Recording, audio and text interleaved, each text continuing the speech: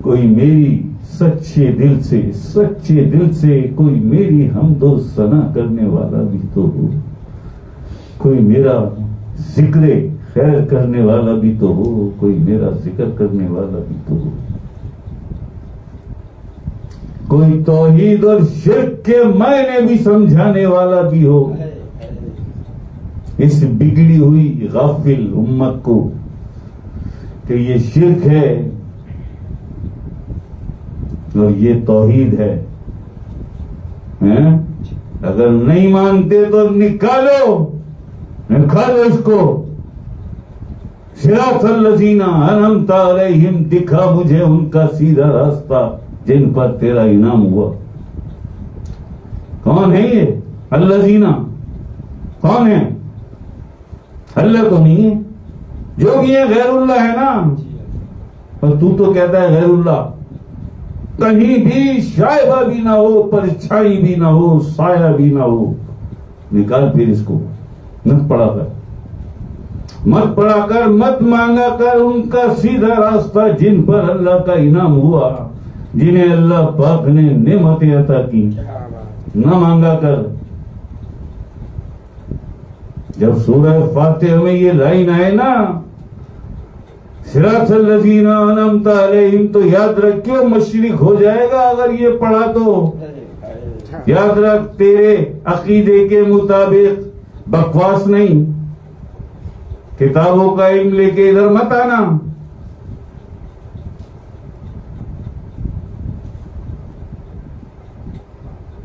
کیا بھائی، میرے آقا حضور علیہ الصلوۃ والسلام 1450 سال آپ کی زبان اطہر سے جو کچھ بھی لفظ نکلے، جو فرمودات جاری ہوئے، جو فرمان جاری ہوئے، حدیث بن گئے ہیں جی۔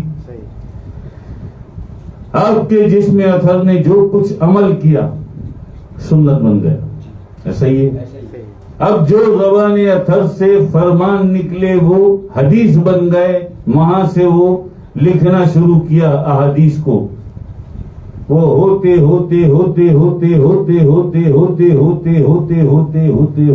1450 سال میں لاکھوں نہیں کروڑوں ہاتھوں سے گزری۔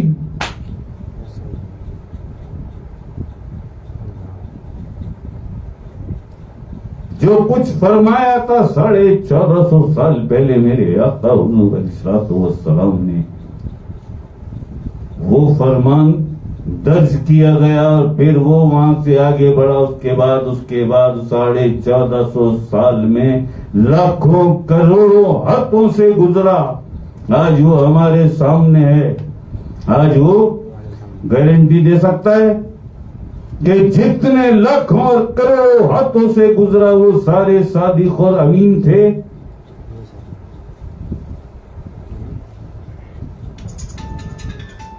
جتنے ہاتھوں نے مرتب کیے یہ سارے فرمان اور یہ مرتب کی ساری حدیثیں،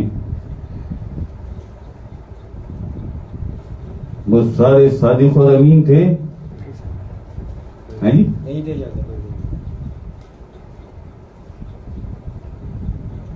1450 سال پہلے آقا علیہ السلام نے کیا فرمایا تھا، آج 1450 سال کے بعد اگر وہ ہمارے سامنے ہے تو وہ لاکھوں اور کروڑوں ہاتھوں سے گزر کر یہاں تک پہنچا ہے۔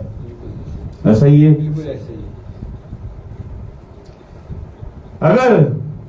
اگر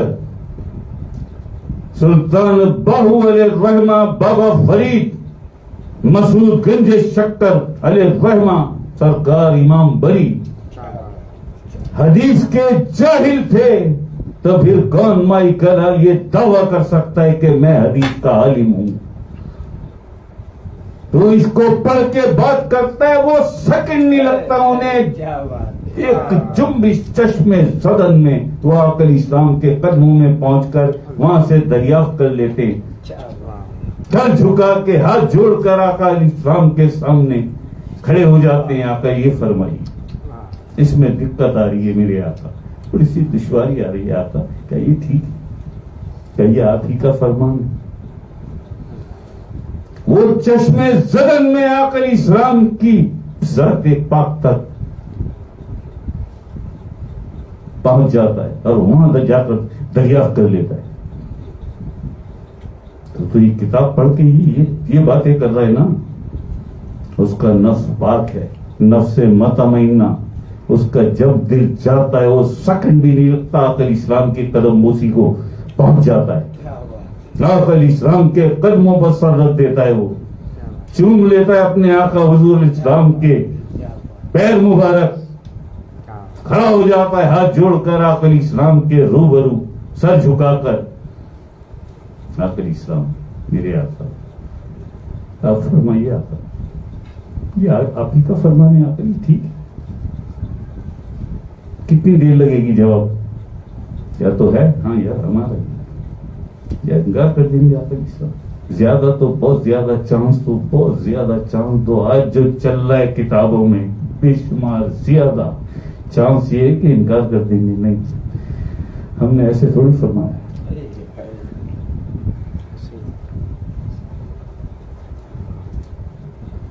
کوئی کرے گا انکار اس بات سے کہ لاکھوں کروڑوں ہاتھوں سے گزر گئی آج ہمارے سامنے پہنچی؟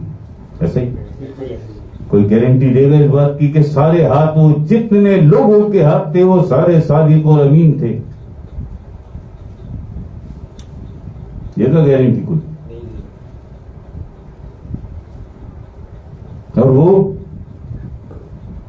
پاکستان میں جو 8 کامل ذات ہیں ان میں جو نام آتے ہیں, سلطان باہو علیہ الرحمہ, سرکار بری امام بابا فرید مسعود گنج شکر. انہوں نے تو اپنے وقت میں وہ کمال حاصل کر لیا تھا, اس قدر اللہ کا ذکر کیا تھا, ایسی اس کی حمد و ثنا کی تھی, ایسا فنا کیا تھا اس کی محبت اور عشق میں اپنے آپ کو, کہ آخر اسلام کے قدموں تک بھی پہنچ جاتے ہیں اور بارگاہ رب العزت تک بھی پہنچ جاتے ہیں. یہ کامل ذات ہیں. بے شک اگر بابا فرید مسعود گنج شکر اور سرکار بری امام حدیث کے جاہل تھے, استغفر اللہ, تو پھر کون مائی کلال یہ دعویٰ کرے کہ میں حدیث کا عالم ہوں, میں حدیث کا عالم ہوں.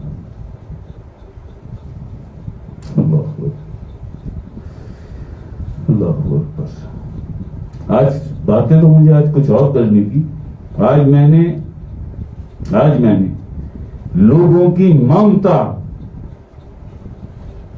مامتا نامی اس طرح سے کہا جائے, ٹھیک سیدھی بات ہے یار, ننگی تلوار ہوں, منافق نہیں ہوں بھائی, ہاں بہت سخت آدمی ہوں, بڑا سخت میرا مزاج ہے, آگ رہتی ہے وقت میرے سینے میں آگ بھری رہتی ہے, اللہ کے نور کی آگ, سخت آدمی ہوں بہت ان معاملات میں. مامتا, تمہاری اس مامتا کو آج میں نے